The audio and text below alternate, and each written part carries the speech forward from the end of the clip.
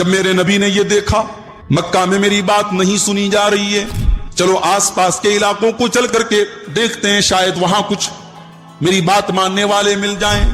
اللہ کے نبی مکہ سے طائف پہنچے۔ جو لوگ حج کرنے گئے، عمرہ کرنے گئے، وہ جانتے ہیں طائف بڑا خوبصورت علاقہ ہے، پہاڑوں میں بسا ہے وہ۔ سعودی عرب میں گرمیوں کی چھٹیوں میں جو بڑے بڑے آفیسر ہوتے ہیں وہ طائف میں جا کر کے رہتے ہیں، اس کو سعودی عرب کا کشمیر کہا جاتا ہے، بڑا خوبصورت علاقہ ہے۔ کبھی آپ کو عمرہ کرنے کا موقع ملے تو طائف ضرور جائیے گا۔ طائف گئے اللہ کے رسول، وہاں ایک بہت بڑا قبیلہ رہتا تھا، ثقیف نام کا قبیلہ، اس کی وہاں پہ حکومت تھی، اس کا دبدبہ تھا۔ اللہ کے نبی ثقیف کے سرداروں کے پاس پہنچے، ان کو اسلام کی دعوت دی، ان کو بتایا میں محمد اللہ کا آخری نبی بن کر کے آیا ہوں، میں یہ پیغام لے کر کے آیا ہوں کہ تم لا الہ الا اللہ پڑھ لو، اللہ کو چھوڑ کر کے سارے معبودوں کا انکار کر دو، تبھی تم کامیاب ہو سکتے ہو، میں یہی پیغام لے کر کے آیا ہوں۔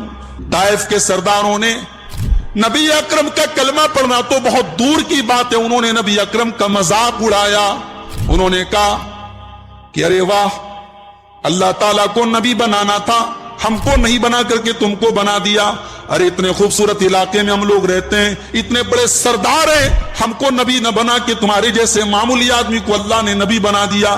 اس طریقے کے جملے انہوں نے کہے اور اللہ کے نبی کے دل کو تکلیف پہنچائی۔ اللہ کے نبی تب بھی مایوس نہیں ہوئے، نکلے وہاں سے۔ چلو یہ سردار لوگ ہیں، بڑے لوگ ہیں، چودھری لوگ ہیں، بڑے لوگوں کی عقل جو ہے نا، تھوڑا پیسہ آتا ہے تو عقل کہیں اور چلی جاتی ہے، بڑے لوگوں کو مشکل سے بات سمجھ میں آتی ہے، اسی لیے نبیوں کا ساتھ دینے والے ہمیشہ کمزور طبقے کے لوگ زیادہ رہے۔ اسی لیے دولت بہت ضروری چیز بھی ہے، بہت بڑا فتنہ بھی ہے، اللہ ہمیں دولت دے لیکن دولت کے فتنے سے محفوظ رکھے۔ تو ثقیف کے سرداروں نے جب نہیں پیغام سنا تو اللہ کے نبی طائف کی عام پبلک کے پاس جا کر کے توحید کی دعوت دینے لگے۔ ایک ہفتہ آپ نے طائف میں گزارا، ایک آدمی بھی میرے نبی کا کلمہ پڑھنے کو تیار نہیں ہے۔ ایک ہفتہ گزر گیا، اللہ کے نبی مایوس ہو گئے اور طائف سے واپس آنے لگے۔ سرداروں کو پتا چلا محمد واپس جا رہے ہیں، انہوں نے محلے کے گنڈوں کو بلایا، بدماشوں کو بلایا، کرمنل لوگوں کو بلایا اور کہا جاؤ ہم تمہیں پیسہ دیں گے، تم ایک کام کرو، تم محمد کے اوپر پتھر برساؤ۔ اللہ اللہ، وہ نبی جو رحمت کائنات بن کر کے آیا ہے، وہ نبی جو انسانیت کے درد کو اور دکھ کو دور کرنے کے لیے آیا ہے، آج اس نبی کے اوپر طائف میں پتھر برسائے جا رہے ہیں، اور دونوں طرف سے نبی اکرم کے اوپر وہ محلے کے طائف کے بدماش لڑکے اللہ کے نبی کے اوپر پتھر برسا رہے ہیں۔ نبی اکرم کے بدن سے پتھر پڑ پڑ کے آپ کے بدن سے خون رس رس کر کے آپ کے جوتوں میں جم رہے ہیں۔ اللہ کے نبی اتنی کریٹیکل سچویشن میں ہو گئے کہ آپ اپنے ہوش و حواس سے بیگانہ ہو گئے۔ آپ کو جب ہوش آیا تو آپ طائف سے 3 کلومیٹر دور قرن الثعالب نام کے ایک مقام پر آپ کو ہوش آیا۔ بڑے دکھ سے ہیں بھائیوں ہمارے نبی نے، یہ اسلام ہمیں اتنی آسانی سے نہیں ملا ہے، ہمارے نبی نے بڑے دکھ سے ہیں۔ جب طائف کے باہر آپ پہنچے، حضرت جبریل آئے۔ جبریل پتھر سے بچانے کے لیے نہیں آئے، جبریل نے نبی کو پتھر سے بچانے کے لیے جبریل نہیں آئے۔ کیوں نہیں آئے؟ اللہ کو اپنے نبی کے ذریعے امت کو ایک سبق دینا تھا کہ ایک دور ایسا بھی آئے گا کہ تمہاری موب لنچنگ ہوگی، تمہارے اوپر بھی پتھر برسائے جائیں گے، تم اس دن اپنے نبی کی سیرت کو پڑھ لینا، اپنے نبی کی زندگی کو پڑھ لینا۔ جبریل آئے، اے اللہ کے نبی، پہاڑوں کا فرشتہ آیا ہے، آپ سے اجازت چاہتا ہے، آپ حکم دے دے، جو حکم دے دے وہ کر دے گا۔ پہاڑوں کا فرشتہ آیا اور کہنے لگا، اے اللہ کے نبی، فی ما شیتا، آپ جو چاہیں وہ میں کر دوں گا، ان شیتا ان اطبق علیہم الاخشبین، آپ حکم دے دیں ان طائف والوں کو دونوں پہاڑیوں میں رکھ کر کے پیس دیتا ہوں، ختم کر دیتا ہوں، ایک بچہ بھی ان کا نہیں بچے گا، سب ختم ہو جائیں گے۔ مگر وہ نبی، سلام اس پر جو دنیا کے لیے رحمت ہی رحمت تھے، سلام اس پر کہ جس نے گالیاں سن کر دعائیں دیں۔ میرے نبی نے کہا کہ نہیں، مجھے امید ہے ان کی آنے والی نسلیں لا الہ الا اللہ محمد الرسول اللہ پڑھیں گے۔ اور دنیا نے دیکھا کہ اسی طائف کے علاقے میں ایسے ایسے مرد مجاہد پیدا ہوئے کہ تاریخ آج بھی ان کے نام تاریخ میں سنہرے حروف میں لکھے گئے ہیں۔ تو میرے بھائیوں، رسول اکرم کی مکی زندگی کا پہلا سبق ہے استقامت اپنے اندر پیدا کرو. حالات کچھ بھی ہو جائیں اپنے ایمان پر ڈٹے رہو. ہمیں کسی سے چھیڑ چھاڑ نہیں کرنی ہے. اور بڑا اچھا منظر ہم نے ابھی ویڈیو میں دیکھا، گروگرام سے جو خبریں آئی ہیں اور جو ویڈیو آیا ہے، بڑا اچھا منظر ہم نے دیکھا. اللہ اس امام کو، اس مولوی کو اللہ جزائے خیر دے. مولوی اللہ کی بارگاہ میں نماز کے بعد دعا کر رہے ہیں مولوی صاحب کہ اللہ تو ہمارے ملک کی حفاظت فرما، ہمارے ملک کو فرقہ پرستوں سے بچا. امام نے دعا ختم کی، اٹھے ہیں، فرقہ پرست وہاں پر اکٹھا ہوئے، انہوں نے بھڑکانے والے نعرے لگائے، مگر مولوی صاحب نے بڑے صبر و تحمل سے کام لیا اور مسلمانوں کی طرف سے کوئی ایسی بات نہیں کہی گئی اور نہ کوئی جواب دیا گیا. یہ بڑا ہی بہترین انہوں نے نمونہ دکھایا ہے، اور یہی وہ نمونہ ہے جو جناب محمد رسول اللہ صلی اللہ علیہ وسلم کی مکی زندگی میں ہمیں اور آپ کو ملتا ہے. ہمیں اور آپ کو اس ملک میں نجاشی جیسے لوگوں کو بھی تلاش کرنا ہے. جب اللہ کے نبی نے یہ دیکھا کہ مکہ کی زندگی میرے صحابہ کے لیے تنگ ہو رہی ہے، آپ نے اپنے صحابہ سے کہا ایک کام کرو، تم سمندر کے راستے حبشہ چلے جاؤ. حبشہ کے اندر عیسائی بادشاہ نجاشی رہتا ہے، وہ بہت انصاف پسند ہے، وہ ظالم نہیں ہے. تم جا کر کے اس کے پاس پناہ لے لو، وہ تمہیں پناہ دے دے گا. مسلمان حبشہ گئے اور حبشہ کے عیسائی بادشاہ نے ان کو پناہ دے دی. جب ظلم زیادہ ہو رہا ہو تو اس ملک میں ہمیں نجاشی جیسے لوگوں کو تلاش کرنا ہے. 12ویں پارے کی پہلی آیت میں یہ بتایا گیا کہ زمین پر ہر چوپائے کی، ہر جاندار کی روزی روٹی اللہ کی ذمہ. فرمایا وَمَا مِن دَابَّةٍ فِي الْأَرْضِ إِلَّا عَلَى اللَّهِ رِزْقُهَا وَيَعْلَمُ مُسْتَقَرَّهَا وَمُسْتَوْدَعَهَا كُلٌّ فِي كِتَابٍ مُبِينٍ. زمین کے اوپر جتنے چوپائے ہیں، اب چوپائے میں انسان بھی آ گئے، جانور بھی آ گئے، کیڑے مکوڑے بھی آ گئے، جتنے جاندار ہیں ان سب کی روزی اللہ کی ذمہ. اللہ کی کائنات میں کتنی مخلوقات ہیں، کتنے جانور ہیں، کتنے کیڑے مکوڑے ہیں، اللہ سب کو روزی پہنچا رہا ہے. کالی رات میں کالے پہاڑ پر بیٹھی ہوئی کالی چیونٹی کی چال سے بھی اللہ واقف ہے. تو یہ جو کہا گیا کہ روئے زمین پر جتنے چوپائے ہیں ان کی روزی اللہ کی ذمہ ہے، اس سے دو باتیں پروف ہوتی ہیں. ایک تو اللہ تعالیٰ کے کمال علم کا پتہ لگا کہ اس کی جو نالج ہے، اس کا جو علم ہے، وہ اتنا علم کسی کے پاس نہیں، کامل علم والا ہوا ہے اور سب کو روزی پہنچا رہا ہے. یہ کمال قدرت کی دلیل ہے کہ اللہ کی قدرت دیکھو کہ روئے زمین کے تمام چوپایوں کو روزی پہنچا رہا ہے. اب یہاں ایک سوال پیدا ہوا کہ اگر اللہ سب کو روزی پہنچا رہا ہے تو لوگ بھوکے کیوں مرتے ہیں؟ تو اس کا جواب یہ ہے کہ جیسے اللہ تبارک و تعالیٰ نے سب کی روزی روٹی اپنے ذمے لی ہے، ویسے ہی اللہ تعالیٰ نے ایک اصول یہ بھی بنایا ہے کہ جس کی موت کا جو ٹائم ہے وہ اپنے ٹائم سے مرے گا. اب کوئی قتل ہو کر کے مر رہا ہے، کوئی جل کر کے مر رہا ہے، کوئی ڈوب کر کے مر رہا ہے، کوئی بھوک سے مر رہا ہے. تو جو بھوک سے مرا ہے اس کی موت اسی بھوک سے لکھی تھی، اس لیے وہ بھوک سے مرا ہے، ورنہ روزی روٹی تو اللہ نے سب کی لکھی. اور اس میں ایک نقطہ یہ بھی ہے کہ جب اللہ تعالیٰ نے بے زبان جانوروں کی روزی روٹی اپنے ذمہ لی ہے تو ہم تو اللہ کے بندے ہیں، ہم تو اللہ کے مومن بندے ہیں، موحد بندے ہیں. اللہ نے ہماری روزی روٹی اپنے ذمہ نہیں لی. لہٰذا انسان کو کبھی مایوس نہیں ہونا چاہیے. انسان کو محنت کرنا ہے، کوشش کرنا ہے، روزی روٹی تلاش کرنا ہے، اور یہ اس بات کا یقین رکھنا ہے کہ اس کی روزی روٹی اللہ کی ذمہ. اور یہاں یہ بھی نوٹ کر لیجیے کہ اگر اس جملے پر ہمارا ایمان ہو گیا کہ وَمَا مِن دَابَّةٍ فِي الْأَرْضِ إِلَّا عَلَى اللَّهِ رِزْقُهَا، کہ روئے زمین کی تمام مخلوقات کی روزی روٹی اللہ کے ذمہ ہے، جو اس بات پر یقین رکھے گا وہ کبھی کسی سے حسد نہیں کرے گا، وہ کبھی کسی کی دکان دیکھ کر کے جلے گا نہیں، کسی کا کاروبار دیکھ کر کے جلے گا نہیں. کیوں بھئی؟ جب سب کی روزی روٹی اللہ نے اپنے ذمہ لی ہے تو اس کی روزی روٹی اس کے ساتھ، میری روزی روٹی میرے ساتھ. میں دوسرے کا دیکھ کر کے کیوں حسد کروں؟ میں دوسرے کا دیکھ کر کے کیوں جلوں؟ اس کے بعد فرمایا وَيَعْلَمُ مُسْتَقَرَّهَا وَمُسْتَوْدَعَهَا. اللہ تعالیٰ تمام مخلوقات کے مستقر کو بھی جانتا ہے، مستودع کو بھی جانتا ہے.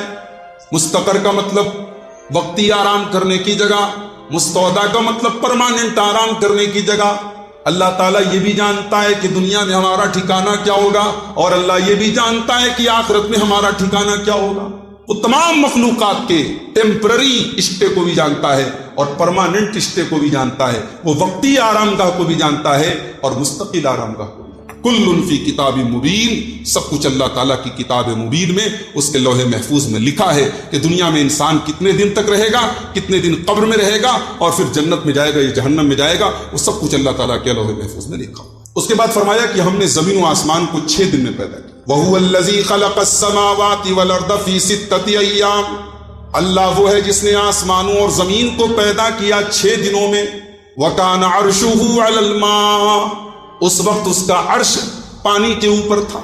यहां एक सवाल पैदा हुआ कि जब अल्लाह तबारक व तआला किसी चीज से कह दे हो जा और वो हो सकती है, तो अल्लाह ने जमीन और आसमान को 6 दिन में क्यों बनाया? अल्लाह ने दुनिया को 6 दिन में क्यों बनाया? इसका एक जवाब तो ये है कि ला युसअलु अम्मा यफ़अल, अल्लाह की मर्जी, हम कौन होते हैं अल्लाह से सवाल करने वाले? अल्लाह जो चाहता है करता है।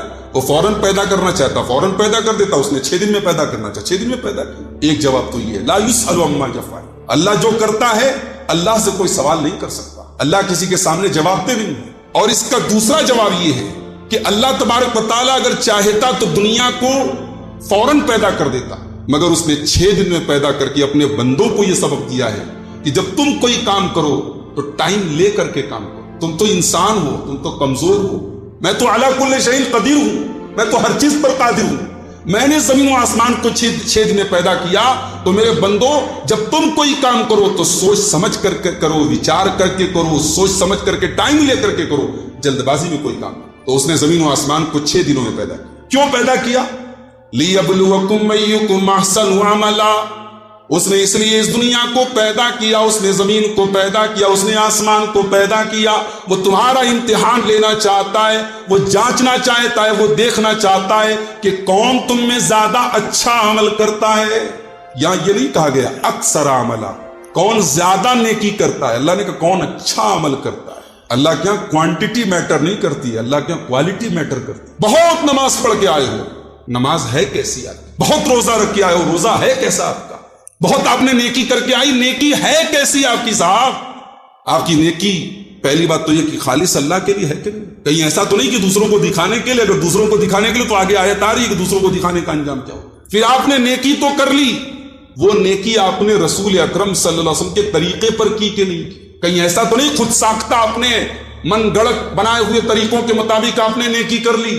इतनी बार दरूद शरीफ पढ़ लो, इतनी बार ये पढ़ लो, इतनी बार वो पढ़ लो, ये दुआ इतनी बार पढ़ लो तो कैंसर खत्म हो जाएगा, ये दुआ इतनी बार पढ़ लो तो ये हो जाएगा। आजकल हमारे यहाँ चलता है ना ये बात, नोट कर लीजिए कि दुआ और अज़कार में भी हम अपनी मर्जी के पाबंद नहीं है कि किसी दुआ को हम अपनी मर्जी से हम उसकी गिनती फिक्स कर दें। जिसकी गिनती अल्लाह के रसूल ने बताई है कि ये दुआ आपको इतनी बार पढ़नी है, उस दुआ को तो हम गिनती के हिसाब से पढ़ें। और जिस दुआ के बारे में आम बात आई है कि ये जिक्र आपको करना है, ये दुआ आपको पढ़नी है, दरूद शरीफ आपको पढ़ना है, उस दुआ और उस गिनती उस जिक्र को हम गिनती के साथ खास नहीं कर सकते। ये सही नहीं है, ये मुनासिब नहीं है। तो अल्लाह तबारक व तआला क्या क्वांटिटी नहीं देखी जाएगी, अल्लाह क्या क्वालिटी देखी जाएगी। उसने कहा हमने इसलिए दुनिया को पैदा किया ताकि हम देखें कौन बेहतर अमल करता है। लियब्लुवकुम अय्युकुम अहसनु अमला, कौन ज्यादा बेहतर अमल करता है। उसके बाद रियाकारी का अंजाम बताया। जो लोग दिखाने के लिए, दुनिया के लिए नेकी करते हैं, उनका क्या अंजाम? मन काना युरीदुल हयात दुनिया व ज़ीनतहा नुवफ़्फ़ी इलैहिम अमालहुम फ़ीहा व हुम फ़ीहा ला युबख़सून।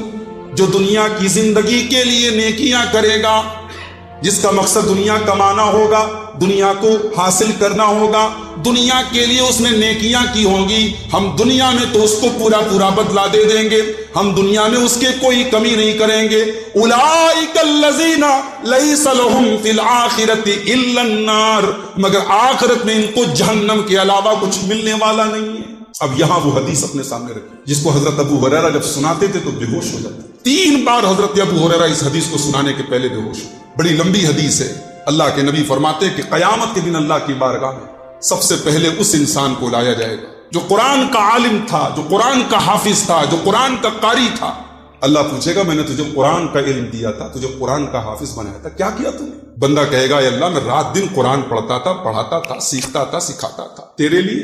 अल्लाह फरमाएगा तू झूठ बोल रहा है। फरिश्ते भी कहेंगे तू झूठ बोल रहा है, तूने जरूर कुरान को पढ़ा, तूने जरूर कुरान को पढ़ाया, मगर तेरा मकसद ये नहीं था अल्लाह राजी हो जाए। तेरा मकसद तो ये था लोग कहें साहब हाफिज जी की आवाज बड़ी अच्छी है, ये साहब बड़े अच्छे आलिम हैं, इनका इल्म बड़ा अच्छा है, इनकी नॉलेज बड़ी अच्छी है, इनको कुरान पर बड़ा अच्छा, इनकी नजर बड़ी अच्छी है, इनकी तारीफ हो।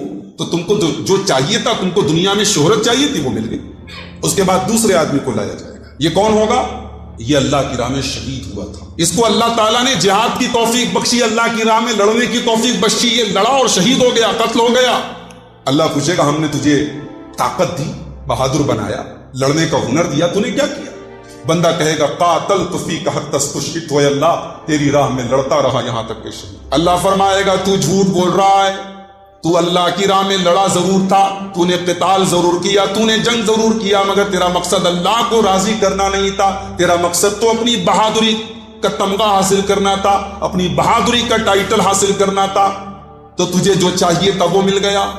اللہ کی راہ میں شہید ہوا تھا, لیکن اللہ کے اس کی کوئی ویلو نہیں, کیونکہ نیت صحیح نہیں تھی. تیسرا آدمی آئے گا, یہ دنیا میں بہت بڑا مالدار تھا, بڑا پیسہ خرچہ کیا کرتا تھا, مدرسے بنوایا کرتا تھا, مسجدیں بنوایا کرتا تھا, لوگوں کے لیے پانی کا انتظام کیا کرتا تھا, بھوکوں کو کھانا کھلایا کرتا تھا. اللہ پوچھے گا میرے بندے میں نے تجھ کو دولت دی, میں نے تجھ کو مال دیا, تو نے اس دولت کا کیا کیا؟ بندہ کہے گا اے اللہ میں نے تیری دولت کو دن رات تیری راہ میں خرچ کیا, غریبوں کو دیتا رہا, اللہ کی راہ میں دیتا رہا. اللہ نے فرمایا تو جھوٹ بول رہا ہے, تو نے دولت ضرور لٹائی, تو نے پیسے ضرور خرچ کیے, مگر تو نے اللہ کو راضی کرنے کے لیے نہ کیے. تیرا مقصد تو یہ تھا کہ دنیا تیری سخاوت کی تعریف کرے, دنیا تیری فیاضی کی تعریف کرے, دنیا کہے تو بڑا فیاض تھا, بڑا سخی تھا, بڑا داتا تھا, بڑا دینے والا تھا, تو تجھے جو چاہیے تب وہ مل گیا. اس کے بعد اللہ کے نبی جو جملہ استعمال کرتے ہیں وہ دل کو دہلا دینے والا, اولئک الثلاثۃ الذین تسعر بہم النار, یہی وہ پہلے 3 لوگ ہوں گے جن سے جہنم کی آگ کو بھڑکایا جائے گا. یہ عالم تھا, یہ قرآن کا حافظ تھا, یہ اللہ کی راہ میں شہید ہونے والا تھا, یہ اللہ کی راہ میں دولت کو لٹانے والا تھا. یہ 3 لوگ تھے, مگر ان کے اندر ریاکاری تھی, دکھاوا تھا. تو ان 3 لوگوں سے سب سے پہلے جہنم کی آگ کو بھڑکایا جائے. وہی بات اللہ تعالیٰ 12ویں پارے کے اندر کہہ رہا ہے کہ جو دنیا کی زندگی چاہتا تھا نوفی الیہم اعمالہم فیہا, ہم دنیا میں اس کے عمل کا پورا پورا بدلہ دیں گے. وہم فیہا لا یبخسون, دنیا میں کوئی کمی نہیں کی. اولئک الذین لیس لہم فی الآخرۃ الا النار, لیکن آخرت میں ان کو جہنم کے علاوہ کچھ بھی نہیں ملے گا. وحبط ما صنعوا فیہا, اور دنیا میں انہوں نے جو بھی نیکیاں کی ہوں گی وہ نیکیاں برباد ہو جائیں گی. وباطل ما کانوا یعملون, ان کے سارے عمل برباد ہو جائیں گے. اس کے بعد حضرت نوح علیہ السلام کا واقعہ بیان کیا. نوح علیہ السلام کی قوم کے اندر ان کے اوپر ایمان لانے والے جو لوگ تھے کمزور طبقے کے لوگ تھے, غریب لوگ تھے, اور جو بڑے لوگ تھے وہ ایمان نہیں لائے. فقال الملأ الذین کفروا من قومہ, حضرت نوح علیہ السلام کی قوم کے بڑے لوگوں نے کہا ما نراک الا بشرا مثلنا, اے نوح علیہ السلام ہم تو آپ کو اپنے جیسا انسان سمجھتے ہیں, آپ کے اور ہمارے بیچ میں فرق کیا ہے؟ وما نراک اتبعک الا الذین هم اراذلنا بادی الرأی, اور اے نوح آپ کے اوپر ایمان لانے والے تو کمزور طبقے کے لوگ ہیں, لوور کلاس کے لوگ ہیں, غریب لوگ ہیں, چھوٹے لوگ ہیں.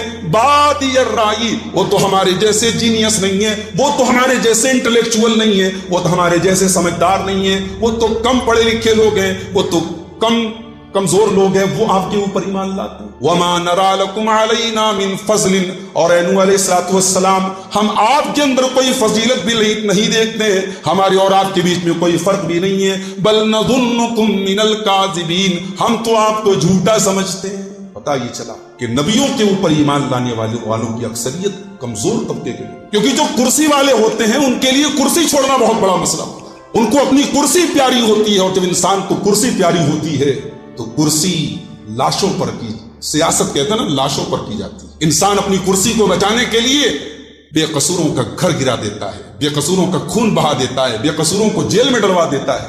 کرسی اور حکومت اور سیاست ایک ایسی چیز ہے جو انسان کو انسانیت سے محروم کرتی ہے. تو نبی کے اوپر کیوں ایمان لائے گا بھائی؟ نبی پر ایمان لائے گا تو نبی کے آگے نبی کی بات ماننی پڑے گی, اور جو بڑے لوگ ہوتے ہیں ان کی ناک بہت اونچی ہوتی ہے. لہذا شریعت کو اگر فالو کرنا ہے تو اپنی ناک کو ڈاؤن کرنا پڑے گا, اپنی ناک کو تھوڑا جھکانا پڑے گا. جنہیں اپنی ناک پیاری ہے, جنہیں اپنا ایگو پیارا ہے, وہ شریعت پر عمل نہیں کر سکتے. اپنے ایگو کو تھوڑا سا ہرٹ کرنا پڑے گا, اپنے ایگو کو تھوڑا سا دبانا.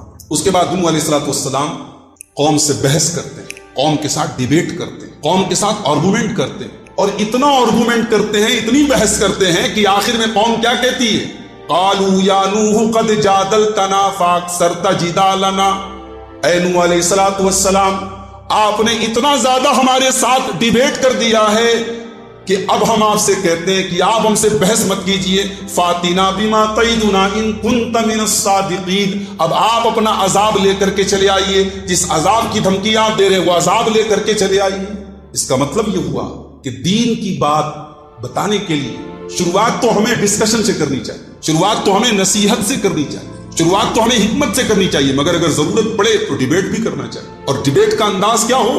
وجادلہم باللتی ہی احسن، اچھے طریقے سے دلیل کی روشنی میں بات کی جائے، سامنے والے کو گالی نہ دی جائے، برا بھلا نہ کہا جائے، دلیل سے بات کی جائے۔ وہ دلیل عقلی بھی ہو سکتی ہے، لاجیکل بھی ہو سکتی ہے، اور شرعی دلیل بھی ہو سکتی ہے۔ دلیل کی روشنی میں جدال کرنا، بحث کرنا یہ اچھی چیز نہیں ہے، لیکن اگر بحث کی ضرورت پڑے تو دین کے لیے بحث کی جا سکتی ہے۔ اس کے بعد طوفان نوح کا تذکرہ ہو رہا ہے۔ نوح علیہ السلام کشتی بنا رہے ہیں، اللہ نے حکم دیا تم کشتی بناؤ۔ اب وہاں کہیں پانی نہیں تھا، لیکن نوح علیہ السلام کشتی بنا رہے ہیں۔ اب جب کشتی بنا رہے تو قوم کے لوگ مذاق اڑا رہے ہیں کہ صاحب یہ دیکھو، یہ تو اب بڑے ہی بن گئے، کارپینٹر بن گئے، کل تک تو یہ اچھے بھلے تھے، آج یہ کشتی بنا رہے، چاروں طرف پانی نہیں ہے اور یہ کشتی بنا رہے۔ وَيَصْنَعُ الْفُلْكَ، نوح علیہ السلام کشتی بنا رہے۔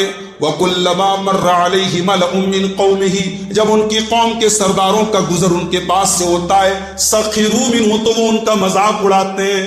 قَالَ إِن تَسْخَرُوا مِنَّا فَإِنَّا نَسْخَرُ مِنْكُمْ كَمَا تَسْخَرُونَ، حضرت نوح علیہ السلام کہتے ہیں آج تم ہمارا مذاق اڑا لو، کل ہمارا مذاق اڑانے کا نمبر آئے گا، کل ہمارا بھی نمبر آئے گا۔ آج تم ہمارا مذاق اڑا رہے ہو، کل ہم تمہارا مذاق اڑا۔ کشتی بن کے تیار ہو گئی۔ اللہ نے کہا نوح اب اس کشتی پر تم سوار ہو جاؤ، اپنے گھر والوں کو سوار کر لو، اور تمہارے ساتھ جو ایمان والے ہیں ان کو بھی سوار۔ اب نوح علیہ السلام کے ساتھ کتنے لوگ ایمان لائے تھے؟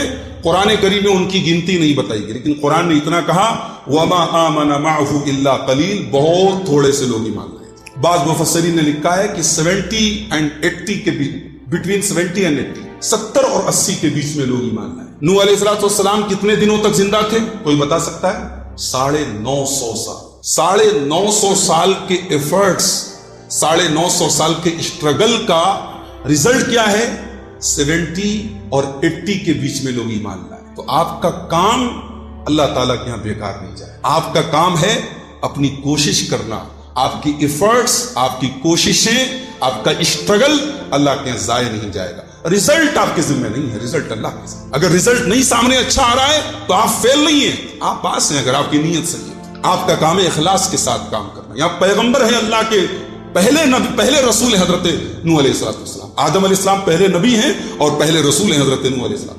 950 سال کی محنت کے بعد مٹھی بھر لوگ ایمان لاتے ہیں۔ اللہ نے کہا کشتی میں سوار کرو، اور جتنے جانور ہیں ان کا ایک ایک جوڑا سوار کرو، کیونکہ اس کشتی کے اندر جو ہے ایکسپٹ دیٹ، اس کو چھوڑ کر کے باقی سب کو ہلاک ہو جانا ہے، کوئی جانور بھی نہیں بچے گا۔ تو جتنے جانور وغیرہ بھی تمہارے پاس ہیں ان کے ایک ایک جوڑے کو تم اپنے اس کشتی میں سوار کرو۔ اب حضرت نوح علیہ السلام نے کشتی میں سوار کر لیا۔ اب یہ کشتی چلنے لگی، اللہ نے زمین کو حکم دیا، زمین ابلنے لگی، چاروں طرف پانی بھر گیا، لوگ ڈوبنے لگے۔ وَهِيَ تَجْرِي بِهِمْ فِي مَوْجٍ كَالْجِبَالِ، پہاڑوں کے جیسی بڑی بڑی پانی کی لہریں آنے لگی۔ حضرت نوح علیہ السلام کی فیملی ساری کی ساری اس کشتی میں آ چکی ہے، مگر ان کا ایک بیٹا ہے جو کشتی میں نہیں آیا ہے۔ وَنَادَى نُوحٌ ابْنَهُ وَكَانَ فِي مَعْزِلٍ يَا بُنَيَّ ارْكَب مَّعَنَا وَلَا تَكُن مَّعَ الْكَافِرِينَ۔ حضرت نوح علیہ السلام نے اپنے بچے سے کہا اے میرے بچے تو بھی ہمارے ساتھ کشتی میں سوار ہو جا، تو کافروں کا ساتھ نہ دے، تو کافروں کے ساتھ نہ ہو۔ بیٹے نے کیا جواب دیا؟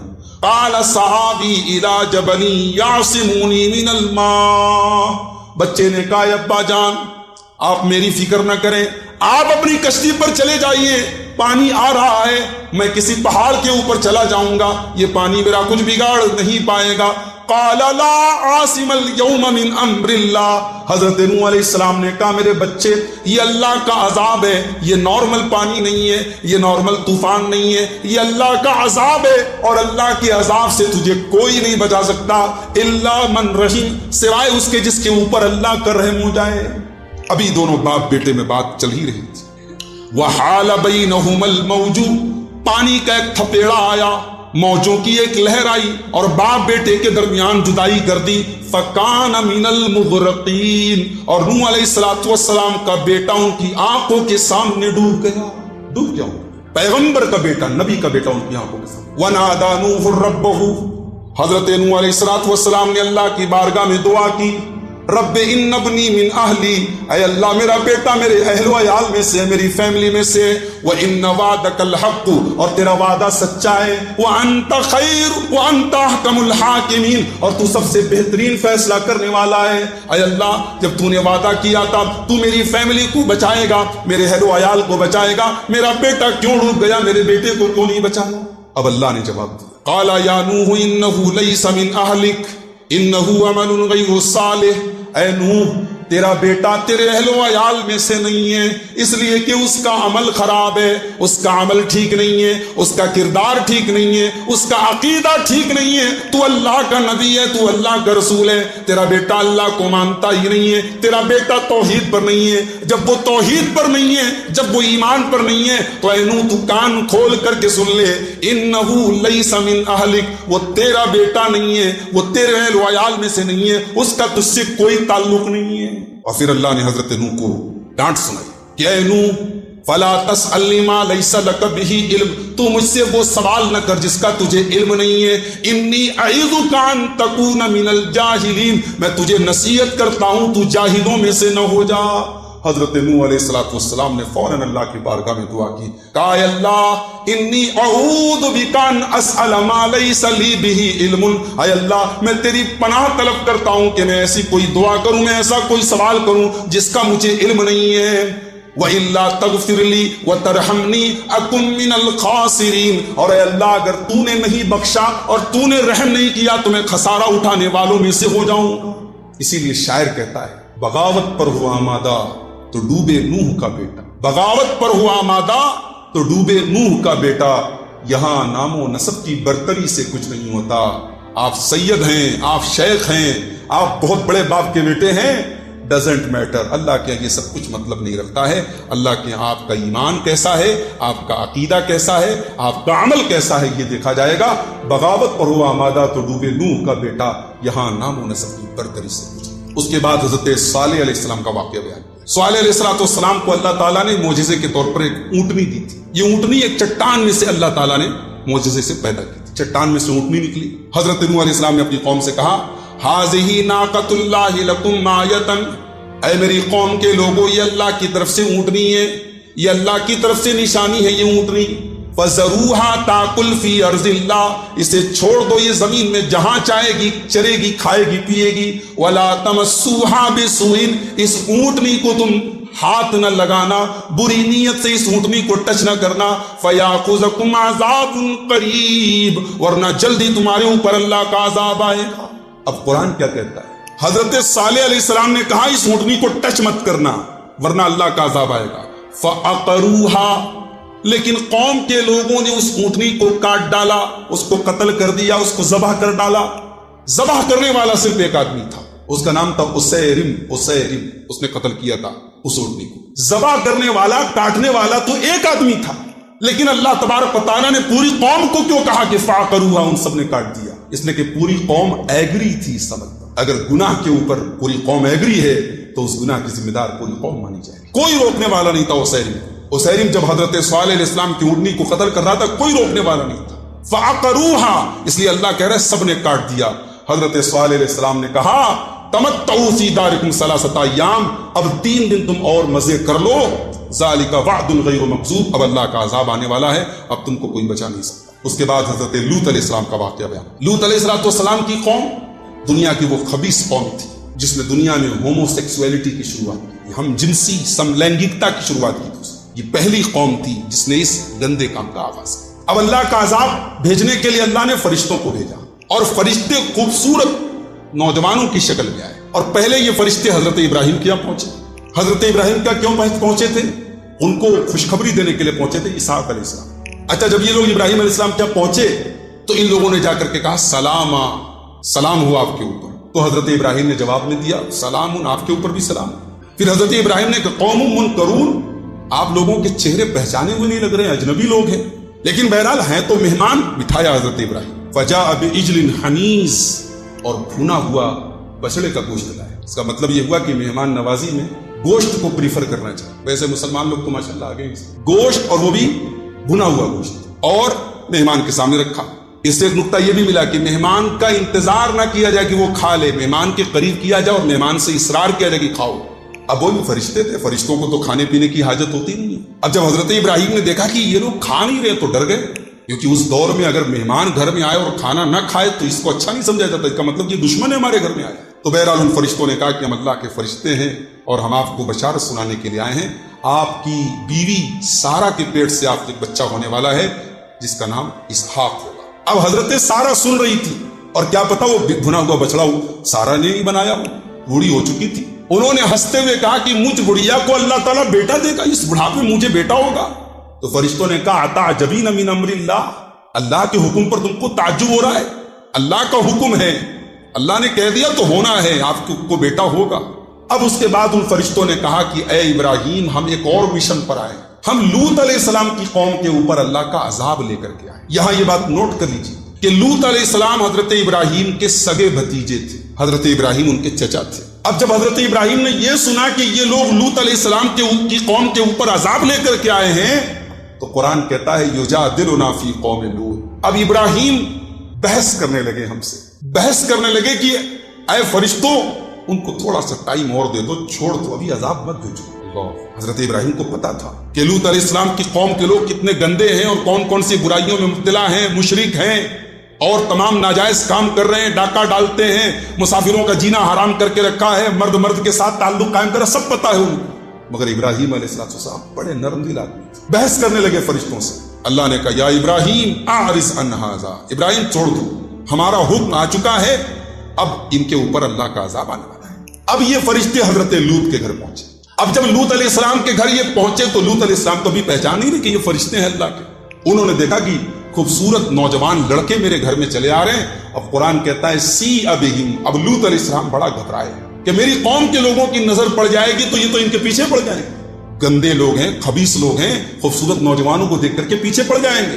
اب لوط علیہ السلام گھبرائے ہوئے ہیں، وَذَاقَ بِهِمْ زَرْعًا، ان کا دل بالکل جو ہے بے چین ہو گیا اور کہنے لگے ھذا یوم عسیب، یہ تو بڑا مشکل دن آ گیا۔ وَجَاءَهُ قَوْمُهُ يُهْرَعُونَ إِلَيْهِ، اور جیسے ہی قوم کے لوگوں کو پتا چلا کہ لوط علیہ السلام کے گھر میں کچھ خوبصورت نوجوان لڑکے آئے ہیں، قوم کے لوگ بھاگے بھاگے جلدی جلدی چلے آئے۔ اب اللہ حضرت لوط علیہ السلام نے دیکھا کہ یہ تو میری بڑی بے عزتی کرائے، کہنے لگے یا قومی ہؤلاء بناتی ہن اطہر لکم۔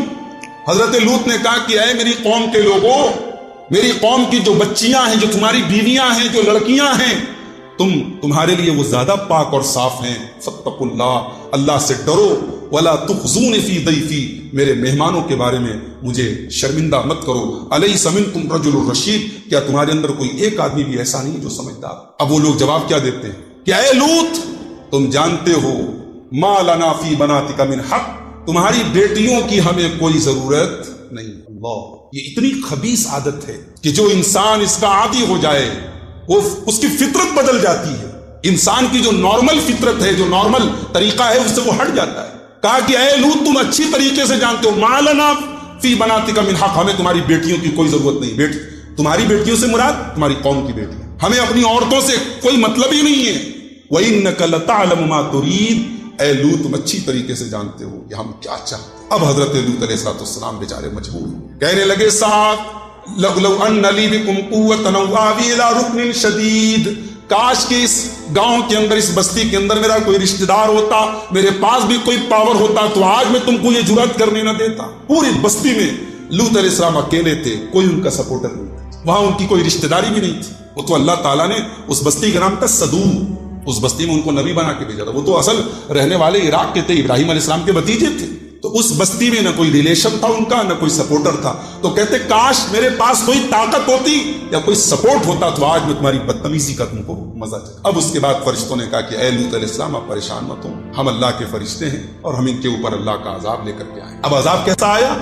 فَجَعَلْنَا عَالِيَهَا سَافِلَهَا وَأَمْطَرْنَا عَلَيْهَا حِجَارَةً مِّن سِجِّيلٍ مَّنضُودٍ۔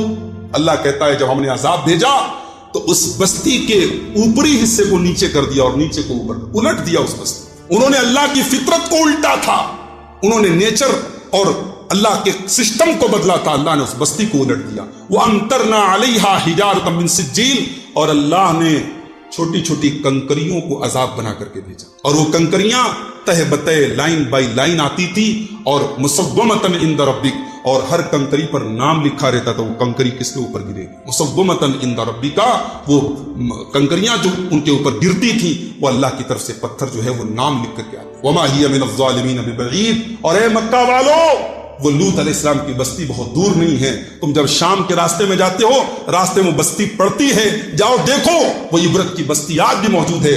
اگر اس بستی پر اللہ کا عذاب آ سکتا ہے تو تمہارے اوپر بھی آ سکتا ہے۔ اس کے بعد حضرت شعیب علیہ السلام کا ذکر کیا گیا۔ شعیب علیہ السلام کی قوم ناپ تول میں کمی کرتی تھی۔ اب شعیب علیہ السلام اپنی قوم کو سمجھاتے ہیں تو کتنے پیارے انداز میں سمجھاتے ہیں۔ شعیب علیہ السلام کی زندگی میں ایک بہترین دائی کی صفات پائی جاتی ہے، ایک آئیڈیل دائی۔ اسلام کی اگر دعوت آپ کو دینا ہو تو شعیب علیہ السلام کی سیرت کو اٹھا دیں۔ کہتے یا قوم ارائیتم ان کنت علی بینۃ من ربی، اے میری قوم کے لوگوں، میں تو اللہ کی طرف سے دلیل کی روشنی میں بات کر رہا ہوں۔ دائی کی پہلی صفت، وہ بات کرے تو دلیل کی روشنی میں بات۔ دائی اس کو نہیں کہتے ہیں جو اپنے من کی باتیں کرے، اپنے گھر کی باتیں کرے، جھوٹے موٹے نعرے لگوائے، اپنی تعریفیں کروائے۔ دائی اس کو کہتے ہیں جو دلیل کی روشنی میں بات۔ وَرَزَقَنِي مِنْهُ رِزْقًا حَسَنًا، اور اے میری قوم کے لوگوں، مجھے اللہ نے روزی بھی دے رکھی ہے، میں خوشحال ہوں۔ اس میں دوسرا پوائنٹ یہ ملا کہ آئیڈیل دائی وہ ہے جو فائنینشلی اسٹرانگ ہو، جو فائنینشلی اسٹرانگ ہو، معاشی اعتبار سے مضبوط ہو، اس کا اپنا کوئی بزنس ہو یا اچھی سیلری ہو، تاکہ وہ لوگوں کا محتاج نہ ہو۔ جو لوگوں کا محتاج ہوگا وہ حق بات بیان نہیں کر سکتا۔ یہ دائی کی دوسری صفت ہے۔ وَرَزَقَنِي مِنْهُ رِزْقًا حَسَنًا، اللہ تعالیٰ نے مجھے روزی دے رکھی ہے، میں تمہارا محتاج نہیں ہوں۔ وَمَا أُرِيدُ أَنْ أُخَالِفَكُمْ إِلَىٰ مَا أَنْهَاكُمْ عَنْهُ، اور اے میری قوم کے لوگوں، میں جس چیز سے تم کو منع کرتا ہوں وہ کام میں خود نہیں کرتا۔ میں ناپ تول سے تم کو اگر ناپ تول میں کمی سے منع کر رہا ہوں تو ایسا نہیں ہے کہ وہ کام میں خود کر رہا ہوں، جس چیز سے میں منع کر رہا ہوں اس چیز سے میں خود بھی بچتا ہوں۔ ایسا نہیں ہے کہ میری گفتار الگ ہے اور میرا کردار الگ ہے۔ دائی کی تیسری کوالٹی، دائی کی کتھنی اور کرنی میں ڈیفرنس نہ ہو، دائی کے کردار اور گفتار میں ڈیفرنس نہ ہو۔ دائی جو کہے وہ کرے، اگر وہ نماز کی تعلیم دے رہا ہے تو وہ نمازی ہو، وہ جھوٹ سے بچنے کی تلقین کر رہا ہے تو جھوٹ سے بچے، وہ زنا سے بچنے کی تلقین کر رہا ہے تو زنا سے بچے۔ دائی کی تیسری کوالٹی ہے کہ وہ جو کہے اس پر عمل کرے۔ ان اريد الا الاصلاح ما استطعت، اور اے میری قوم کے لوگوں، میرا مقصد صرف اور صرف اصلاح کرنا ہے، میں اصلاح کرنا چاہتا ہوں۔ یہ دائی کی چوتھی کوالٹی کہ دائی کا مقصد اصلاح کرنا ہو، دائی کا مقصد سماج میں برائیوں کو ختم کرنا ہو، دائی کا مقصد برائیوں کو بڑھانا نہ ہو، اصلاح کرنا اس کا مقصد۔ اس کے بعد کہتے ہیں ان اريد الا الاصلاح ما استطعت وما توفیقی الا باللہ، اور توفیق میری اللہ کے ذمے ہے۔ میں کام کر رہا ہوں لیکن میرے کام کا کیا رزلٹ نکلے گا یہ اللہ کو پتا ہے۔ علیہ توکلت والیہ انیب، میں اللہ کے اوپر بھروسہ کرتا ہوں اور اللہ ہی کی طرف رجوع کرتا ہوں۔ دائی کی پانچویں کوالٹی کہ دائی محنت کرے، کام کرے، لیکن رزلٹس اللہ کے سپرد کر دے۔ وہ یہ اللہ کی توفیق کے حساب سے کام کرے، وہ اپنی کوششوں پر زیادہ بھروسہ نہ کرے، اللہ کے اوپر بھروسہ۔ اس کے بعد ایک بڑی پیاری بات بتائی کہ ظلم کرنا جتنا بڑا پاپ ہے، ظالم کا ساتھ دینا اتنا ہی بڑا پاپ۔ وَلَا تَرْكَنُوا إِلَى الَّذِينَ ظَلَمُوا، اے ایمان والو، ظالموں کی طرف جھکنا بھی مت، ظالموں کی طرف تمہارا میلان بھی نہ ہو، تمہارا جھکاؤ بھی نہ ہو۔ فَتَمَسَّكُمُ النَّارُ، ورنہ جہنم کی آگ تم کو پکڑ۔ تو اگر ظالم کی طرف جھکنے والا، ظالم کے لیے سافٹ کارنر رکھنے والا، اگر وہ جہنم کی آگ میں جائے گا تو سوچو ظالم کے لیے کتنی بڑی سزا۔ اللہ ہر قسم کے ظالم سے ہم سب کی حفاظت۔ ظالم کا ساتھ کبھی نہیں دینا ہے، ظالم کے خلاف ہمیشہ دل میں نفرت ہونی چاہیے، ظالم کے لیے کبھی سافٹ کارنر نہیں ہونا چاہیے۔ وَلَا تَرْكَنُوا إِلَى الَّذِينَ ظَلَمُوا۔ اس کے بعد اللہ نے فرمایا وَمَا كَانَ رَبُّكَ لِيُهْلِكَ الْقُرَىٰ بِظُلْمٍ وَأَهْلُهَا مُصْلِحُونَ، اے نبی آپ کا رب کسی بستی کو ہلاک نہیں کرے گا جب تک اس بستی میں اصلاح کرنے والے موجود، جب تک زمین کے اندر اصلاح کرنے والے موجود ہیں، جب تک دنیا کے اندر برائی کو برائی کہنے والے موجود ہیں، دنیا ختم نہیں۔ جب روئے زمین سے برائی کو برائی کہنے والے ختم ہو جائیں، اصلاح کرنے والے ختم ہو جائیں، سمجھو اس دن دنیا کا آخری دن۔ وما كان ربك ليهلك القرى بظلم واهلها مصلحون، دنیا تب تک ختم نہیں ہوگی جب تک دنیا میں اصلاح کرنے والے لوگ۔ اس کے بعد سورہ یوسف شروع ہوتی ہے۔ سورہ یوسف کے بارے میں ایک بات نوٹ کر لیں کہ سورہ یوسف میں حضرت یوسف کا واقعہ پوری ڈیٹیل کے ساتھ بیان ہے، اور نبیوں کا واقعہ تھوڑا سا ادھر تھوڑا سا ادھر تھوڑا سا ادھر بیان ہوا ہے، مگر یوسف علیہ السلام کا پورا واقعہ اللہ نے ایک جگہ بیان کیا، اور اس واقعے کو اللہ نے احسن القصص کہا ہے، سب سے بہترین واقعہ، عروج و زوال کی پوری داستان ہے حضرت یوسف کے واقعے۔ اور یوسف علیہ السلام کے پورے واقعے کو ہم 3 پوائنٹ میں بیان کر سکتے ہیں۔ پورے واقعے کا خلاصہ 3 پوائنٹ ہے، 3 چیزیں ہیں پورے واقعے کے اندر۔ پہلی چیز ہے ثق بتدبیر اللہ، اللہ کی تدبیر پر بھروسہ رکھو۔ دنیا والے اپنی پلاننگ کرتے ہیں، اللہ اپنی پلاننگ کرتا ہے۔ بھائیوں نے یوسف علیہ السلام کو کنویں میں ڈال دیا کہ اس کا کام ختم ہو جائے، اللہ تعالیٰ نے اس کو عزیز مصر کی کرسی پر بٹھا دیا، اس کو مصر کا وزیر خزانہ بنا دیا، اور بھائیوں کو اپنے اس بھائی کے در پہ محتاج بنا دیا۔ بھائی بیچارے پیالہ لے کر کے جا کے کھڑے تھے اور اپنے بھائی سے بھیک مانگ رہے۔ تو پہلا سبق ہے یوسف علیہ السلام کے واقعے میں ثق بتدبیر اللہ، اللہ کی تدبیر پر بھروسہ۔ دوسرا سبق کیا ہے؟ الصبر علی قدر اللہ، اللہ کی تقدیر پر صبر کرو۔ یوسف علیہ السلام نے صبر کیا، بھائیوں نے کنویں میں ڈالا، صبر کیا، جیل میں گئے، صبر کیا، جھوٹا الزام لگا، صبر کیا، یوسف علیہ السلام کے باپ اپنے بیٹے سے جدا ہوئے، صبر کیا۔ تو یہ دوسرا سبق ہے یوسف علیہ السلام کی سٹوری میں کہ اللہ کی تقدیر پر صبر کیا جائے، صبر کا بدلہ بڑا اچھا ہوتا ہے۔ اور تیسرا سبق ہے لا تیأس من روح اللہ، اللہ کی رحمت سے کبھی مایوس نہیں۔ نہ یوسف مایوس ہوئے، نہ یوسف کے باپ مایوس روئے، تکلیف ہوئی، غم کا اظہار کیا، مگر مایوس نہیں ہوئے، اللہ کی رحمت کی آس ہمیشہ لگائے۔ تو یہ 3 پوائنٹ ہے پورا یوسف علیہ السلام کا واقعہ، ان 3 پوائنٹ کے اندر آ جاتا ہے۔ یوسف علیہ السلام ایک خواب دیکھتے ہیں، 11 ستارے، چاند، سورج میرے آگے سجدہ کر رہے ہیں۔ حضرت یوسف نے اپنا یہ خواب اپنے باپ کو بتایا، حضرت یعقوب۔ اب حضرت یعقوب اپنے بچے سے کیا کہتے ہیں ذرا سنیے۔ قال یا بنی لا تقصص رؤیاک علی اخوتک فیکیدوا لک کیدا، اے میرے بچے تو اپنا یہ خواب اپنے بھائیوں کے سامنے بیان نہ کرنا، ورنہ وہ تیرے خلاف چال چلیں گے۔ اس سے ایک سبق یہ تو ملا، ایک سبق تو یہ ملا کہ بڑے جب چھوٹوں کو کوئی بات سمجھائیں تو صرف اتنا نہ کہہ دیں یہ کام مت کرو، جب کوئی کام کرنے سے منع کریں بڑے چھوٹوں کو تو اس کی وجہ بھی بتا دیں، اس کی دلیل بھی بتا دیں۔ حضرت یعقوب علیہ السلام نے صرف اتنا نہیں کہا اپنے بھائیوں کو یہ خواب بیان مت کرو، کہا اگر خواب بیان کرو گے تو تمہارے بھائی لوگ تمہارے خلاف چال چل سکتے ہیں۔ اچھا، اب جب یہ کہا کہ بھائی لوگ چال چل سکتے ہیں تو ننھے منھے یوسف کے دماغ میں اپنے بھائیوں کے خلاف ایک قسم کی نفرت، ایک قسم کی گھرنا، ایک قسم کی جو ہے ہیٹ کی بھاونا پیدا ہو سکتی ہے۔ اس کا آگے جواب دیا، ان الشیطان لکم عدو مبین، ان الشیطان للانسان عدو مبین، شیطان انسان کا کھلا ہوا دشمن ہے۔ میرے بچے، تیرے بھائی لوگ تیرے خلاف چال چلیں گے شیطان کے چکر میں آ کر کے، کیونکہ شیطان انسان کا کھلا ہوا دشمن۔ اچھا، ایک سبق اور ملا کہ حسد اتنی بری چیز ہے، حسد اتنی بری چیز ہے کہ ایک انسان کے اچھے خواب کے اوپر بھی حسد ہو سکتا ہے۔ بھائی یہاں بھی یوسف علیہ السلام نے صرف خواب دیکھا ہے، مگر یعقوب علیہ السلام سمجھ گئے کہ دوسرے بھائیوں کو اگر انہوں نے خواب کے بارے میں بھی بتایا تو وہ حسد کریں گے۔ حسد اتنی خطرناک چیز ہے کہ انسان کو اندھا بنا دیتی ہے، اور سامنے والا اگر اچھا خواب دیکھ رہا ہے تو اس پر بھی انسان حسد کرے۔ اسی لیے جب یہ ڈر ہو کہ مجھ سے حسد کیا جائے گا تو اللہ کی نعمتوں کو چھپانا بہتر۔ اگر اللہ نے آپ کو کچھ نعمتیں دی، پیسہ دیا ہے یا کوئی ایسی چیز دی ہے جس پر آپ کو یہ لگتا ہے کہ حسد ہوگا، تو ایز پاسبل اس کو چھپائیے، نعمتوں کو چھپانے کی کوشش کیجیے جہاں آپ کو حسد کا ڈر ہو۔ ایسے تو نارمل اللہ کی نعمتوں کو ظاہر کرنے کا حکم ہے، مگر حاسدین کے بیچ میں جہاں یہ ڈر ہو کہ حسد ہوگا، وہاں اللہ کی نعمتوں کو چھپانا۔ بہت سے لوگ اپنی دولت کی، اپنی خوبیوں کی بڑی تعریفیں کرتے، بڑا ذکر کرتے ہیں، یہ اچھی چیز نہیں۔ اپنی اللہ کی جو نعمتیں اللہ نے آپ کو دی ہیں ان کو جہاں تک ممکن ہو ان کو چھپانے کی کوشش۔ اس کے بعد اب بھائی لوگ میٹنگ کر رہے ہیں۔ میٹنگ کیا کر رہے ہیں؟ یوسف علیہ السلام کا مرڈر کر دیا۔ اللہ، پیغمبر کے بیٹے ہیں، یعقوب علیہ السلام کے بیٹے ہیں، ابراہیم علیہ السلام کے پوتے ہیں، مگر حسد کی آگ جب دل میں پیدا ہو جائے تو نبیوں کے بیٹوں کو بھی اپنے بھائی کے قتل پر آمادہ کر دیا۔ بھائی لوگ میٹنگ کر رہے ہیں، کیا کہہ رہے ہیں؟ اقتلوا یوسف، یوسف کو قتل کر دو، یا تو قتل کر دو، او اطرحوہ ارضا، یا کہیں دور پھینک دو، یخل لکم وجہ ابیکم، تاکہ ہمارا باپ صرف ہمارا ہو جائے۔ ایک بات بولوں، یوسف علیہ السلام کے بھائی لوگ اچھے بھائی تو نہیں تھے مگر اچھے بیٹے تھے۔ انہوں نے اپنے بھائی کو قتل کرنے کا پلان بھی بنایا، تو کیوں بنایا؟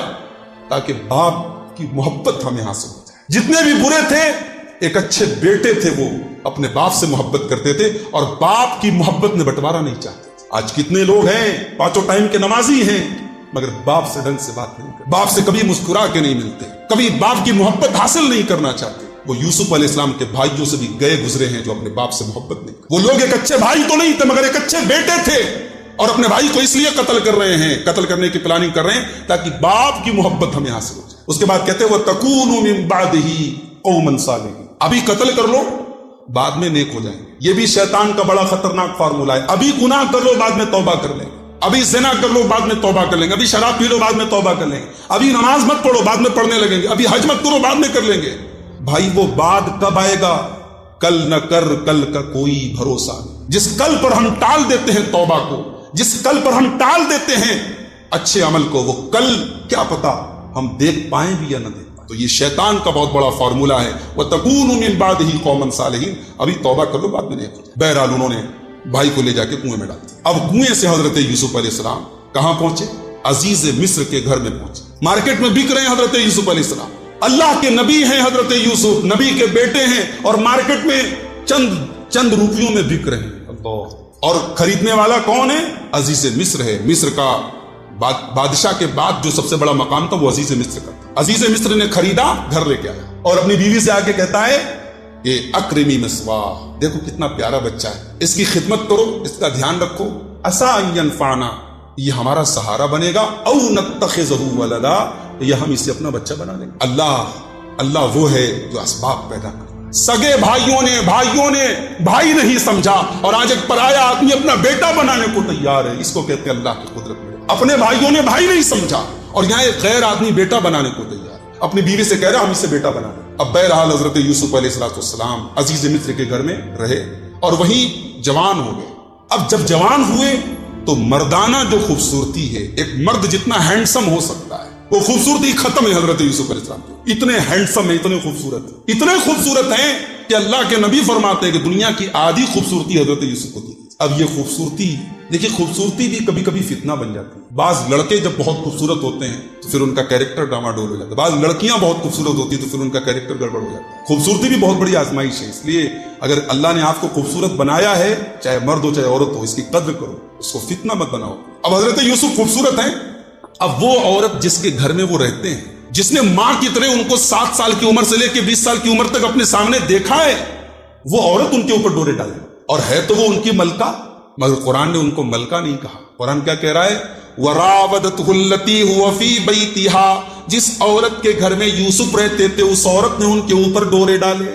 قرآن یہ بھی تو کہہ سکتا تھا کہ یوسف کی ملکہ نے، یوسف کے مالک کی بیوی نے ان کے اوپر ڈورے ڈالے، مگر چونکہ اس عورت نے اتنا غلط کام کیا تھا کہ قرآن نے اس کو اس لائق بھی نہیں سمجھا کہ اس کو یوسف کی ملکہ کہا جائے۔ قرآن کہہ رہا ہے جس عورت کے گھر میں یوسف رہتے تھے اس عورت نے یوسف پر ڈورے ڈالے۔ وَغَلَّقَتِ الْأَبْوَابَ، اور اس عورت نے گھر کے سارے دروازے بند کر لیے۔ وَقَالَتْ حَيْتَ لَكَ، اور کہنے لگی اے یوسف میری باہوں میں آ جاؤ۔ اللہ، اس کو کہتے ہیں مرد کی عزت کا اور مرد کی حیا کا اور مرد کی عفت کا امتحان اس کو کہتے ہیں۔ بھئی آج تو ایک مرد موقع تلاش کرتا ہے کہ کب اسے کہیں سے کال کوئی مل جائے، کوئی آفر مل جائے اسے برائی کر۔ بھئی یوسف علیہ السلام بھی تو مرد ہے نا، انسان ہے نا۔ آفر مل رہا ہے، اور آفر کون دے رہا ہے؟ خوبصورت عورت دے رہی ہے۔ کون سی عورت؟ اس دور کی ملکہ ہے وہ عورت، اس دور کے سب سے بڑے منسٹر کی بیوی ہے وہ عورت، اور اسی عورت کے گھر میں یوسف علیہ السلام رہتے ہیں۔ کوئی ڈاؤٹ کرنے والا نہیں، کوئی سیکیورٹی کیمرہ لگا نہیں ہے، اور عورت خود آفر کر رہی ہے۔ قال معاذ اللہ، حضرت یوسف نے کہا اللہ کی پناہ، میں یہ کام نہیں کر سکتا، معاذ اللہ، اللہ کی پناہ، انہ ربی احسن مثوایا، میرے رب نے تیرے گھر میں مجھے ٹھکانہ دیا، تیرے گھر میں مجھے ٹھکانہ ملا، مجھے سہارا ملا، میں تو بازار میں بک رہا تھا، تیرے گھر میں آ کر کے مجھے پناہ ملی، اور میں تیرے ساتھ اتنا بڑا غلط کام کروں۔ انہ لا یفلح الظالمون، یہ ظلم میں نہیں کر سکتا۔ اب حضرت یوسف علیہ السلام نے جب انکار کر دیا تو اس کے بعد دروازے کی طرف بھاگے، عورت پیچھے پیچھے دوڑی اور ان کا کرتا پکڑا، دوڑنے اور بھاگنے میں حضرت یوسف کا کرتا پھٹ گیا، اور جیسے ہی یہ لوگ دروازے پر پہنچے، دروازہ حضرت یوسف نے کھولا، سامنے عزیز مصر تھا۔ اب عورت کتنا تیز رنگ بدلتی ہے، تمام عورتیں تو نہیں کہا جا سکتا، مگر عورت کے بھی بہت سارے روپ ہوتے ہیں۔ اس عورت نے اتنا تیز رنگ بدلا، جیسے ہی دروازہ کھلا اور سامنے اس کا شوہر آیا تو کہنے لگی یہ بتاؤ کہ کوئی تمہاری بیوی کے ساتھ اگر غلط کام کرنے کا ارادہ کرے تو اس کی سزا کیا ہے؟ یا تو اس کو جیل میں ڈال دو یا اس کو بہت سخت سزا دو۔ اور کہنے لگی دیکھو میں اس سے اپنی عزت بچا رہی تھی اور اس لیے اس کا کرتا بھی پھٹا ہوا ہے، دیکھ لو یہ میری عزت لوٹنے کی کوشش کر رہا۔ حضرت یوسف علیہ السلام تو خاموش تھے، انہوں نے کوئی جواب نہیں دیا، مگر اسی عورت کی فیملی کا کوئی اور ممبر تھا جو وہاں پر عزیز مصر کے ساتھ آیا، اس نے کہا ابھی دودھ کا دودھ اور پانی کا پانی ہو جاتا ہے. اگر کرتا آگے سے پھٹا ہے اس کا مطلب کہ عورت ڈیفنس کر رہی تھی اور کرتا حضرت یوسف کا آگے سے پھٹا ہے, اور اگر کرتا پیچھے سے پھٹا ہے اس کا مطلب کہ یوسف بھاگ رہے تھے, اپنا ڈیفنس کر رہے تھے, اور عورت کی غلطی ہے, کرتا پیچھے سے پھٹا, کرتا پیچھے سے پھٹا. لیکن بہرحال کیونکہ بڑے گھر کا معاملہ تھا, شوہر نے کہا کہ یوسف نظر انداز کرو, اور اپنی بیوی سے کہا کہ آئندہ سے تو سدھر جا, کوئی غلط کام مت کر. اب یہ بات پورے شہر میں فیمس ہو گئی, پورے شہر میں یہ بات فیمس ہو گئی کہ عزیز مصر کی بیوی نے اپنے غلام کے اوپر ڈورے ڈالے. میرا خیال ہے وقت زیادہ ہو رہا ہے, کل ہم انشاءاللہ حضرت یوسف کے اس واقعے کو ہم کمپلیٹ کریں گے. اللہ تعالیٰ سے دعا ہے رب العالمین ہم سب کو قرآن کریم کو سمجھنے کی اور اس پر عمل کرنے کی توفیق عطا فرمائے. بہت پریشانی میں ہوں, مصیبتوں میں ڈوبا ہوا ہوں اور قرض میں بھی, ایسا کون سا عمل کروں اللہ میری غیبی مدد کرے اور پریشانی بھی دور کرے. تہجد پڑھیے, تہجد کی نماز فقر و فاقہ کو دور کرتی ہے. اور ایک دعا اللہ کے رسول نے بتائی ہے, حضرت علی کو آپ نے سکھائی تھی, اللہم اکفنی بحلالک عن حرامک واغننی بفضلک عمن سواک. اے اللہ اپنے حلال کے ذریعے تو کافی ہو جا میرے لیے, مجھے حرام کی ضرورت نہ پڑے, اور اے اللہ تو اپنے فضل سے مجھے اتنا مالدار کر دے کہ تیرے سوا کسی اور کے در کا بھکاری نہ. بڑی جامع دعا ہے, بڑی بہترین دعا ہے, اس کو یاد کر لیں اور اس کو کثرت سے پڑھیں. ڈفرنس بٹوین رسول اینڈ نبی, اس کے بارے میں بہت ساری باتیں کہی ہیں علماء نے, لیکن ایک موٹی موٹی بات آپ یہ یاد رکھیں کہ رسول اس کو کہتے ہیں جو کوئی شریعت لے کر کے آئے یا جن کو کتاب دی گئی. نبی الگ سے شریعت لے کے نہیں آتے, نبی اپنے سے پہلے والے رسول کی شریعت کو لے کر کے آتے. یہ فرق ہے نبی اور رسول. تو جتنے رسول تھے وہ آلریڈی نبی بھی تھے, لیکن جتنے نبی تھے کوئی ضروری نہیں کہ وہ رسول بھی تھے. رسول ایک ڈگری اوپر کی چیز ہے نبی سے. تو حضرت آدم علیہ السلام نبی تھے لیکن رسول نہیں تھے, وہ کوئی شریعت لے کر کے نہیں آئے تھے. شریعت لے کر کے سب سے پہلے حضرت نوح علیہ السلام. جو لوگ سوسائڈ کرتے ہیں ان کے ساتھ کیا ہوتا ہے, بہت خطرناک معاملہ ہے سوسائڈ. اللہ کے رسول فرماتے ہیں کہ انسان جس طریقے سے سوسائڈ کرے گا اسی طریقے سے جہنم میں وہ اپنے آپ کو بار بار مارے گا. مان لو پھانسی لگ کے مر گیا تو جہنم میں بار بار اپنے آپ کو پھانسی لگائے گا. زہر کھا کے مر گیا تو جہنم میں بار بار زہر کھائے گا. لیکن اگر وہ توحید پر مرا تھا تو ہمیشہ جہنم میں نہیں رہے گا, ہمیشہ جہنم میں نہیں رہے گا. اپنے عمل کی سزا بھگت کر کے انشاءاللہ وہ جنت میں داخل, اللہ تعالیٰ اس کو جنت میں داخل کرے گا, یا اللہ اگر چاہے گا تو معاف بھی کر سکتا ہے. لیکن یہ ہے بہت خطرناک عمل اور اس کی سزا بہت خطرناک. سود کے پیسے سے کسی روزے دار کو کھانا کر رہا ہے تو کیسا ہے؟ غلط ہے, بالکل غلط ہے. اگر سود کے پیسے سے کوئی کسی روزے دار کو افطار کرا تو بالکل غلط ہے. اگر ایک گروپ مل کر کھانا کر رہا ہے, اس میں ایک ممبر کا سود کا پیسہ ہے تو کیسا ہے؟ معلوم ہے کہ اگر اس کی ساری کمائی سود کی ہے تو پھر اس ممبر کو اس میں شامل نہ کرے. اور اگر کوئی انسان ایسا ہے کہ اس کی بہت ساری کمائی ہے, کچھ سود کی بھی کمائی ہے, تو ایسے انسان کی ساری کمائی تو حرام نہیں ہے اور ایسے انسان کے گھر دعوت کھائی جا سکتی ہے. حالانکہ بہت سارے لوگ یہ سمجھتے ہیں کہ اگر کسی کا 1 روپیہ بھی حرام کا ہے تو اس کی دعوت نہیں کھا سکتے. یہ صحیح نہیں, یہ صحیح نہیں ہے. اگر کسی کی میکسیمم کمائی حلال ہے اور اس کے کچھ حرام کے بھی سورسز ہیں تو اس کی اصلاح کرنے کی کوشش کی جائے, اس کو سمجھانے کی کوشش کی جائے, لیکن اس کے یہاں دعوت کھانا یا اس کا کھانا کھانا حرام نہیں ہے. اللہ کے نبی صلی اللہ علیہ وسلم نے یہودیوں کے دعوت کھائی ہے. یہودی تو سود کا کاروبار کرتے تھے. تو اگر کچھ لوگوں کا گروپ ہے جو روزے داروں کو افطار کرا رہا ہے, اس میں کوئی ایک آدمی ایسا ہے جس کا کچھ سود کا بھی کام ہے, تو کوشش تو کریں اس کو اوائڈ کریں, اس کو سمجھائیں کہ بھائی دیکھ تو سود کا کام کر رہا ہے, ہم تجھے شامل نہیں کریں. کوشش تو اس بات کی کریں. لیکن اگر اس کو شامل کر کے افطار کر لیتے ہیں تو افطار ہو جائے گا, لیکن کوشش کریں کہ اس کو اوائڈ کر دیں, اس کو اسکپ کر دیں. لال رنگ کا کپڑا پہننا کیسا ہے مرد کے لیے؟ میرے علم میں لال رنگ کے کپڑے کی کوئی ممانعت نہیں. اللہ کے نبی صلی اللہ علیہ وسلم نے خود لال رنگ کا کپڑا پہنا ہے. ہاں, زعفرانی جو کلر ہوتا ہے, سیفرون کلر, بھگوا کلر, وہ کلر منع ہے مردوں کے, اس کو کلر کو نہیں پہننا چاہیے. کیا ڈیزائن والے کپڑے میں نماز ہو جاتی ہے؟ اگر ڈیزائن سے مراد نارمل ڈیزائن ہے, چیکس وغیرہ بنے ہیں یا لائننگ بنی ہے تو نماز ہو جائے گی. لیکن اگر تصویر بنی ہے تب بھی نماز ہو جائے گی, مگر اس کا گناہ ہوگا. اس تصویر کے کپڑے کی وجہ سے گناہ ہوگا. یہ تو نہیں کہہ سکتے کہ نماز نہیں ہوگی, لیکن گناہ ہوگا. اور دوسرے نمازیوں کی ان کی نماز میں بھی ڈسٹربنس ہوگا. تو تصویر اگر کپڑے میں بنی ہو تو یا تو وہ کپڑا نہ پہنے یا اس تصویر کو ڈسٹرائے کر دیں, اس تصویر کے ساتھ کچھ ایسی چھیڑ چھاڑ کر دیں کہ تصویر باقی نہ رہے. کسی کے صدقہ میں دعا کر سکتے ہیں کیا؟ کسی کے صدقے میں دعا کر سکتے ہیں کیا؟ اس کے پہلے ہم بتا چکے ہیں کہ کسی کے صدقے میں دعا کرنا یہ ثابت نہیں. صدقے میں کسی کے دعا کرنا ثابت نہیں ہے. وسیلہ کی جائز شکلیں ہم نے بتائی تھی کہ وسیلہ کی جائز شکل یہ ہے کہ آپ کسی نیک انسان سے دعا کرا لیں. کوئی زندہ آدمی ہے, نیک آدمی ہے, اس سے جا کر کے آپ کہیں صاحب میرے لیے تھوڑا روزی روٹی کی دعا کر دیں, میرے علم کے لیے دعا کرا سکتے ہیں. لیکن کسی کے صدقے میں دعا کرنا یہ ثابت نہیں. کیا گناہ کرنے پر جہنم میں, کیا گناہ کرے پر جہنم میں, یہ سوال نہیں سمجھ میں آ رہا ہے. کچھ لوگ وتر کی آخری رکعت میں جماعت ہوتے ہیں جبکہ امام کی رکعت پڑھتے ہیں. اچھا یہ میں نے سنا ہے کہ آپ کے یہاں ایسا ہو رہا ہے کہ وطر کی نماز ہو رہی ہے، لوگ تیسری رکعت میں آ کر کے شامل ہوتے ہیں. یہ غلط ہے. اگر 3 رکعت وطر ہو رہی ہے تو آپ تینوں رکعت امام کے ساتھ پڑھیں. یہ طریقہ اگر آپ نے اپنایا ہے کہ 2 رکعت امام جب پڑھ لے اور تیسری رکعت میں آپ آ کر کے شامل ہو، یہ بالکل صحیح نہیں. آپ اس کو ایسے سمجھیے کہ آپ مسافر ہیں، آپ باہر گئے اور امام پڑھا رہا ہے 4 رکعت ظہر کی نماز. اب آپ تو مسافر ہیں صاحب، تو آپ کیا کریں گے؟ 2 رکعت پڑھ کے آپ سلام پھیر دیں گے؟